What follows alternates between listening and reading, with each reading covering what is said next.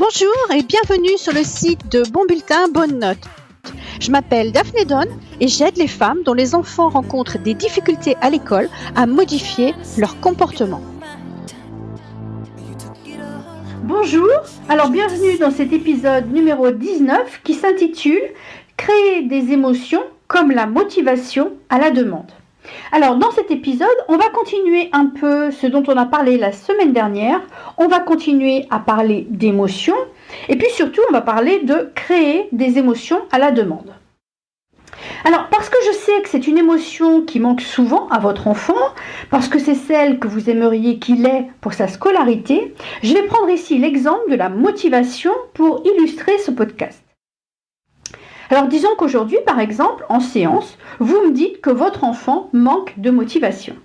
Alors comme j'aime bien partir d'exemples spécifiques, je vous demande de me donner un exemple et vous me racontez par exemple que le week-end dernier, votre enfant aurait dû faire des révisions pour un contrôle de maths qui était prévu le lundi après-midi, mais que le samedi, il ne voulait rien faire. Le dimanche, vous avez été obligé de vous mettre à crier sur lui pour qu'il s'y mette, mais il était déjà presque 17h.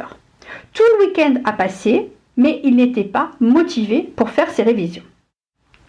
Alors la question importante qu'il faut se poser alors, c'est quelle est l'émotion qu'il ressentait alors ? Alors je vous parle encore et toujours dans ce podcast de l'outil CFPR. Les actions qu'il a prises, et la non-action est aussi une action en quelque sorte, provient de l'émotion qu'il ressentait. Donc le fait qu'il n'ait pas commencé ses révisions avant que vous l'obligiez est dû à l'émotion qu'il ressentait en pensant à ses révisions. Alors nul doute que c'était une émotion qui ne l'a pas poussé à faire ses révisions. Maintenant, vous savez que nos émotions découlent de nos pensées. Et si vous avez le moindre doute ici, si vous ne me croyez pas, je vous invite à écouter la conférence TED que j'ai fait traduire et qui est sur mon blog. Cette conférence, elle vient d'une chercheuse américaine. Vous verrez, c'est juste fabuleux. Je vous mettrai le lien en référence en dessous de ce podcast. Allez écouter tout de suite cette vidéo si vous avez le moindre doute que nos émotions proviennent de nos pensées. Bref, l'émotion que votre enfant a ressentie, lui, cette émotion qui ne le pousse absolument pas à travailler, à faire ses révisions, vient donc d'une pensée inconsciente qu'il a eue tout au long du week-end. Il a eu cette pensée inconsciente jusqu'à ce qu'une nouvelle pensée inconsciente la remplace. Et cette nouvelle pensée inconsciente était en lien avec sa propre insécurité lorsque vous vous êtes mise à crier sur lui pour l'obliger à réviser. Je vais faire juste une petite parenthèse ici. Son inconscient, son filtre, a vraiment alors perçu un danger dans le fait que vous criez, un danger sur sa sécurité. Peut-être qu'il a imaginé la perte de votre amour, se faire virer de la maison, finir dans la rue, mourir de faim, etc., etc. Je vous l'ai dit, quand on fonctionne à partir de notre centre de conscience de la sécurité, c'est carrément drôle parce que tout, absolument tout, va nous pousser jusqu'à mourir. Alors si vous avez besoin de bien comprendre ce concept-là, je vous invite à réécouter l'épisode numéro 14 où je vous ai décrit tout ça dans le détail, d'accord ? Bref, revenons maintenant à notre exemple, revenons à ce qui est important ici. Votre enfant a un contrôle lundi après-midi, ça c'est la circonstance. Alors il serait bien qu'il révise pendant le week-end. Mais une pensée inconsciente lui fait ressentir une émotion qui le pousse à rien faire. Enfin si, cette pensée inconsciente, elle le pousse à tout faire pour échapper à cette émotion négative qu'il ressent alors. Pour y échapper, il va aller jouer, il va aller traîner sur Facebook, il va aller manger, n'importe quoi, pourvu qu'il essaye d'échapper à cette émotion négative. Il essaie d'y échapper en recherchant une activité qui va lui faire ressentir un plaisir immédiat au lieu de ressentir cette émotion négative. C'est un cercle vicieux. Moins il agit comme il le devrait, ici par exemple en révisant, plus les pensées inconscientes qu'il aura à propos de ses révisions seront négatives. Son cerveau inconscient imagine déjà comment ça va être long, difficile, pénible. On est dans une spirale infernale. Alors, je vous ai montré dans l'épisode précédent, à propos de la fierté, qu'il suffit de créer délibérément une pensée pour changer l'émotion que l'on ressent. Mais avant que l'on parle exactement de comment créer une émotion à la demande, il faut d'abord que je vous mette en garde. on ne peut pas créer cette émotion désirée, cette émotion voulue, la motivation par exemple ici, sans avoir au préalable bien identifié celle qui était présente avant. Trop souvent, on se rend compte qu'on ressent une émotion négative et on cherche immédiatement à la remplacer par une émotion positive. C'est exactement ce que fait votre enfant. Comme si on ne devait jamais ressentir d'émotions négatives. Mais ce n'est pas du tout ce que je vous dis. Nos émotions négatives sont aussi importantes que nos émotions positives.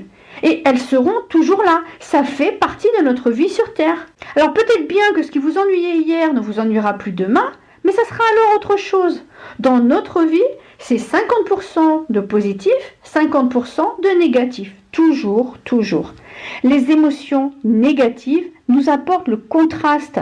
On ne verrait même pas que quelque chose est positif si le négatif n'existait pas. D'accord ? Donc je reprends maintenant. Je ne vous ai pas dit de ne plus sentir vos émotions négatives. Simplement, nous devons absolument apprendre à les reconnaître en nous. Il faut apprendre à les identifier et pour ça, il faut prendre du temps. Apprenez aussi à votre enfant à faire ça. Au moment où pour la 3e fois, quand vous lui demandez de commencer ses révisions, il vous évite, il fuit, il part faire autre chose, apprenez-lui à détecter quelle est l'émotion qu'il ressent alors. Alors par rapport à vous, probablement qu'il ressent de l'agacement. Mais par rapport à ses révisions, qu'est-ce qu'il ressent là ? Du découragement peut-être ? Le sentiment d'être débordé, d'être dépassé ? Le sentiment que ce sera interminable ? Premièrement, apprenez-lui à identifier cette émotion négative à laquelle il cherche à échapper. D'accord ? Ensuite, ce qu'il faut savoir, c'est qu'on n'a pas besoin d'attendre que la motivation vienne pour qu'il se mette au travail. Et c'est pareil pour vous ou pour moi. On n'a pas besoin d'attendre l'inspiration pour nous y mettre. Souvent, il suffit de s'y mettre, c'est tout. Alors, on peut commencer en fait à partir d'une simple petite pensée qu'on va délibérément choisir. Alors une petite pensée comme « Je sais que l'émotion que je ressens actuellement ne me pousse pas à commencer ce travail, mais je peux quand même commencer sans attendre d'être inspiré ou motivé. » Eh bien cette simple petite pensée, délibérément choisie, nous fait alors ressentir du courage. Le courage, c'est une émotion utile. Alors c'est pas super agréable à ressentir en soi, mais c'est juste utile. Et je ferai probablement un podcast justement sur toutes ces émotions utiles. On verra ça plus tard. Bref, on ressent un peu de courage et alors on commence à travailler, on commence à réviser en agissant ainsi vers ce que l'on veut, en ayant choisi délibérément la pensée dont va découler cette action. On donne alors à notre filtre inconscient de nouvelles évidences. Enfin, notre inconscient peut se rendre compte que finalement, c'est pas aussi long, aussi pénible, aussi difficile, insupportable, intolérable que ce qu'il avait anticipé. Plus on le fait, plus on va agir, plus la motivation peut venir. Au lieu de se contenter de créer l'émotion du courage comme on vient de le faire, on peut maintenant créer cette émotion de motivation. Et une pensée délibérée, comme « je suis capable d'avoir terminé ces révisions dans 3 heures » par exemple, ça peut déclencher la motivation pour continuer, en se donnant à fond en plus. Vous comprenez ?